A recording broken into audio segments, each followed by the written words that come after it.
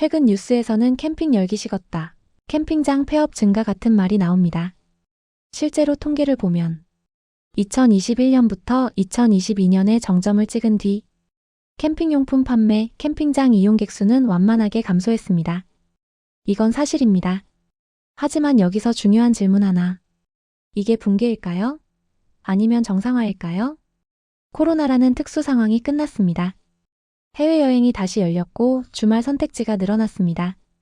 그러면 자연스럽게 모두가 캠핑을 하던 시기는 끝나는 게 맞습니다. 열기가 식은 게 아니라 거품이 빠진 것에 가깝습니다. 이런 생각이 듭니다. 인기에 따라한 사람들은 빠지고 진짜 좋아하는 사람만 남았을까?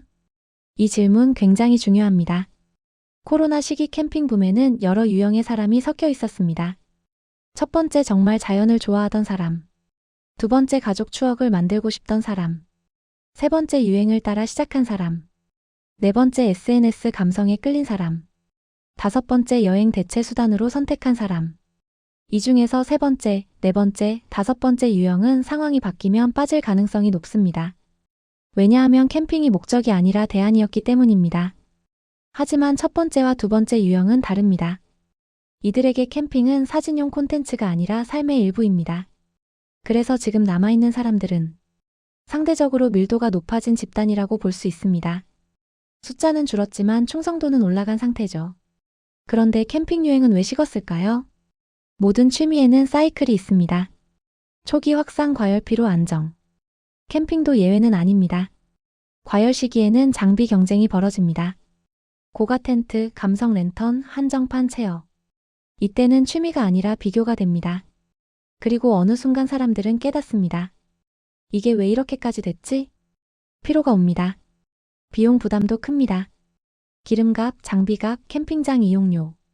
특히 물가가 오르면서 가성비를 따지기 시작합니다. 그러면 자연스럽게 가벼운 유저들이 빠집니다. 이건 캠핑이 망해서가 아니라 과열이 정리되는 과정입니다. 그렇다면 지금 캠핑은 어떤 단계일까요? 지금은 안정기에 가깝습니다. 예전처럼 폭발적 성장은 아니지만 완전히 사라질 기미도 없습니다. 오히려 최근에는 미니멀 캠핑, 차박, 백패킹처럼 가벼운 형태가 늘고 있습니다.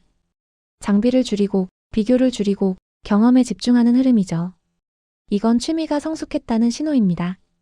여기서 중요한 점은 40대, 50대에게 캠핑은 단순한 유행이 아니었습니다. 아이와 보내는 시간, 도시 탈출, 나는 아직 젊다는 감각, 일상의 리셋 버튼. 그런데 아이들이 커가고 해외여행이 재개되고 체력 부담이 커지면 자연스럽게 빈도가 줄어듭니다. 이건 열기가 식어서가 아니라 인생 단계가 바뀌었기 때문입니다. 지금 남아있는 캠퍼들은 대체로 장비 과시보다 경험을 중시하고 조용한 자연을 즐기고 계절의 변화를 기다리고 반복되는 루틴을 사랑합니다. 이 사람들에게 캠핑은 유행이 아니라 정서적 습관입니다. 그래서 숫자는 줄어도 완전히 사라지지 않습니다. 그렇다면 앞으로 캠핑 시장은 어떻게 될까요? 저는 극단적인 감소보다는 재편에 가깝다고 봅니다. 유행이 빠질 때 우리는 흔히 끝났다라고 말합니다. 하지만 대부분의 취미는 끝나는 게 아니라 모양이 바뀝니다. 먼저 대형 감성 캠핑은 점점 줄어들 가능성이 큽니다.